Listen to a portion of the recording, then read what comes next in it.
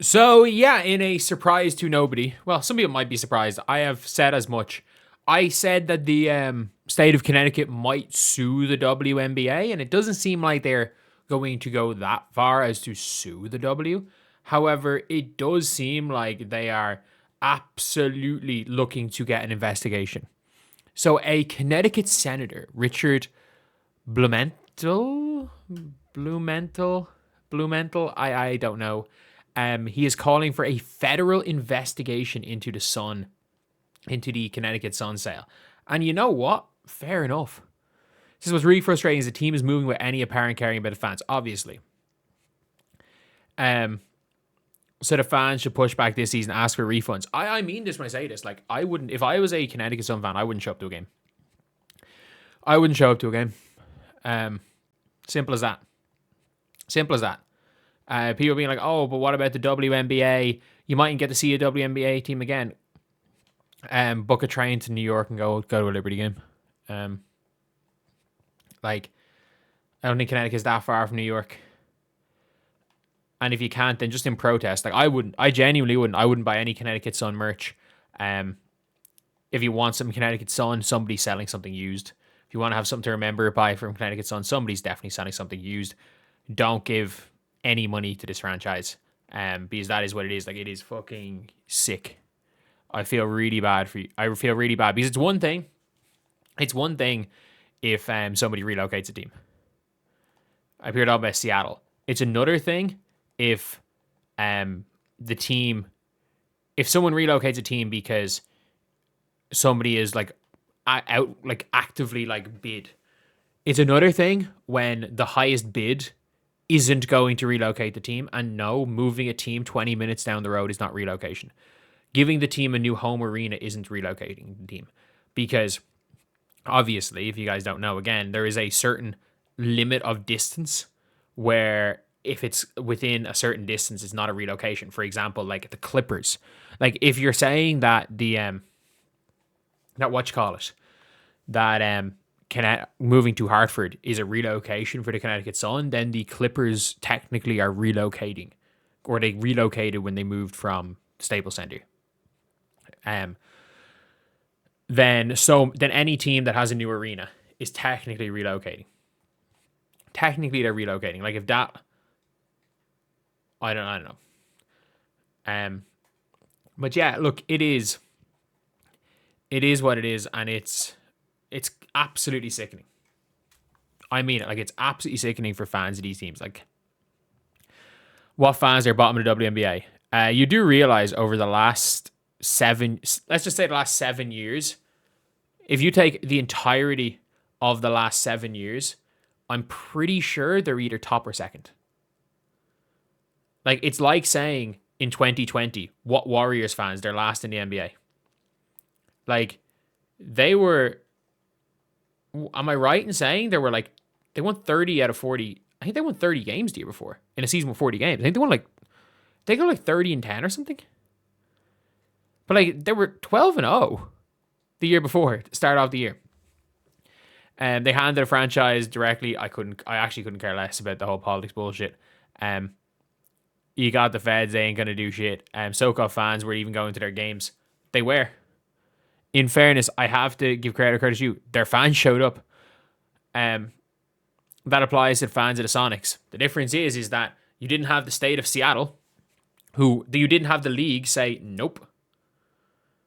Like in the case of the Connecticut Sun, the league said you're not allowed to have this team in Connecticut. No matter what happens, like, you are not allowed to have this team in Connecticut. And then there was rumors that like whoever was going to buy them was going to just keep them in Uncasville. They were going to keep them there, and the league still were going to say no. They're like, oh, the league would have said yes if they were keeping him there. Hartford just never applied for an expansion. It's like, dude, why the fuck would Hartford apply for an expansion when there's another team 20 minutes down the road? There's not that many fans in Connecticut. There's quite a lot, like, but there's not enough fans for two teams in Connecticut. Let's be very real. But yeah, it's like saying that the Clippers couldn't move their arena because wherever they're moving their new arena to didn't apply for NBA expansion. They have to, if the Clippers wanted to move out of Staples Center, after Steve Ballmer's bought the team, they have to go to Seattle. It's the equivalent of the NBA saying that to Steve Ballmer: if you want to move the team out of Staples Center, you have to move the team to Seattle, or you have to move the team to Vegas. It is an equivalent to that, which for me is like, that is basically what they have gone and done.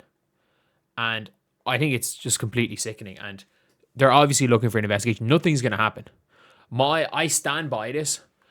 I fully believe, even with a team going to Boston, in 2031, I still fully believe that the outcome of this whole thing is that there will be a guarantee of an expansion franchise in Connecticut. I think that next time there is expansion round with the Boston round, and which is crazy enough that maybe the Boston round is a little bit different. Maybe they delay Boston from 2031. But I actually think, to stop any sort of investigation and to make sure that, the money is, or that they're not going to get sued and this doesn't become a bigger deal, I actually think there's going to be a promise of a team to Connecticut. Maybe it'll be 2034. Maybe it'll be okay, because again, we've got 15 WNBA teams right now, and there's going to be Detroit and Cleveland as the next two teams. So then we go to 17. They said that there's going to be 20. I think that their plan is to bring it to 20. Look, the reality is that I have a feeling one of those is going to be Connecticut. One of those is going to be Hartford, and they're going to be probably the Connecticut Sun again. But the reason why one of them is probably going to be Connecticut is because I think there's going to be some form of a agreement made with the city or with the state of Connecticut. Is Connecticut a city? It's a state, isn't it? No, Hartford's the capital of Connecticut. So yeah, which is hilarious because I've been to Hartford. There's not much there. There's really not much in Hartford.